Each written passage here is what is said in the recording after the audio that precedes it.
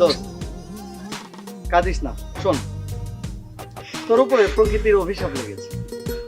কি বলছ? সেদিনের সেই কথাটা তোর মনে আছে? একটি কালো মেয়েকে তুই প্রপোজ করেছিলি, মানে ইয়ার্কি করে, এবং সেই মেয়েটি যখন সরল মনে তোর ভালোবাসায় মুগ্ধ হয়ে গেল, তোর কাছে এলো, তখন তুই তাকে প্রত্যাখ্যান করলি সে কালো বলে। এই যে একজনের মন নিয়ে খেলা করলি, সেই অভিশাপটাই প্রকৃতি তোকে ফিরিয়ে দিল। যা হোক, তোকে এত ভালো করে বোঝাতে হবে না, তুই যথেষ্ট শিক্ষিত এবং বুদ্ধিমানও বটে। যতটুকু বলছি এতটুকুতেই বুঝে নিতে পারবি। আর এতটুকু মনে রাখিস যে কারো মন নিয়ে কখনো খেলা করতে হয় না। যাক দোস্ত, সব ঠিক হয়ে যাবে, ভালো থাকিস, আমি আসি।